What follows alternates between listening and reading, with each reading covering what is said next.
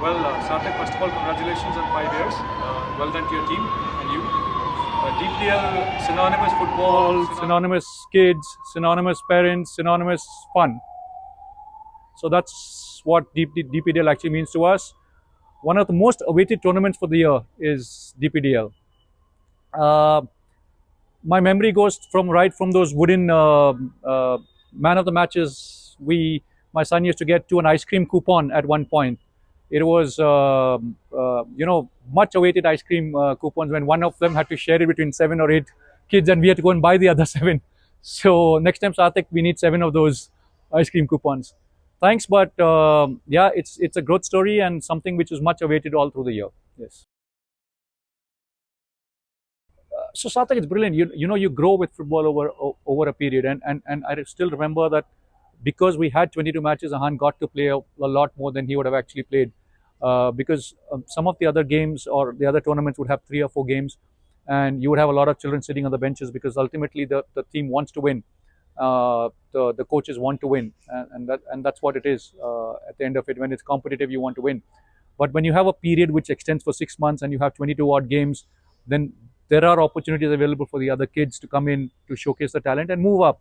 And also it gives confidence to those kids who are sitting on the benches to come in and perform, because they're always waiting for that one opportunity which is not available in the local tournaments and with a couple of matches. So I think that was a big plus. And I always believe that matches is something where you will improve. Training, yes, but you got to get competitive for a player to actually realize how to move on the field, what to do, how to tackle different situations and different mindsets. So I think it was fantastic, and I think that's the USP of DPDL, that it continues for a period of time and it gives you a lot more games than any other competition is.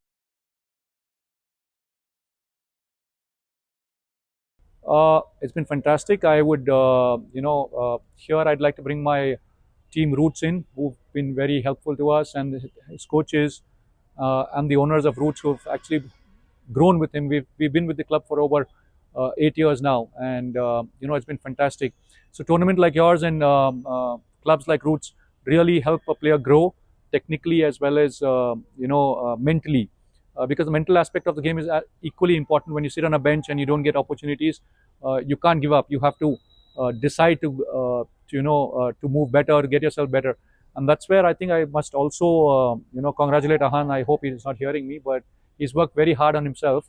Right from Super League we played last year, yeah, Super Cup we played last year, and he was one of the youngest, and he played all games. We won that. It was fantastic. I mean, playing some of the better teams in India, beating them. I haven't had a better experience, or I've not had a better time than that. Uh, like you said, sitting on the benches to being the highest scorer of the tournament for this year, I think it's been amazing. I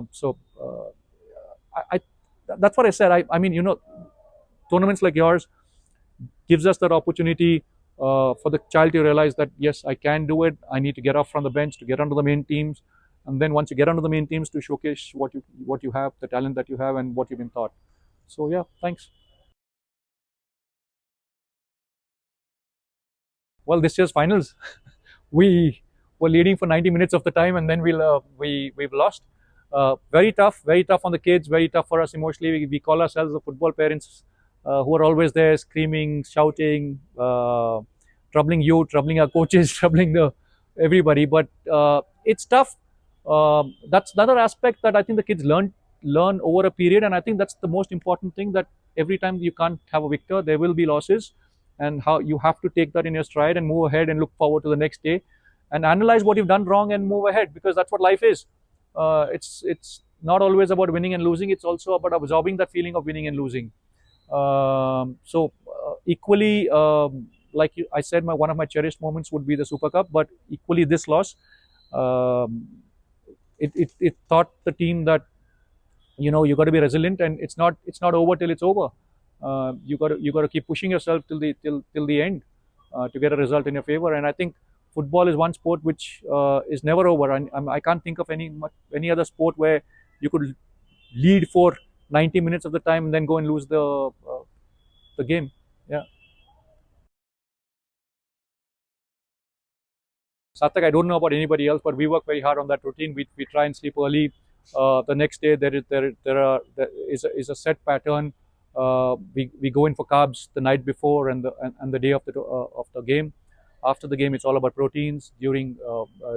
Before the games, it's all about coconut water and electrolytes. Recently, we were introduced to some juices, nutritional juices, which Ahan takes before the game.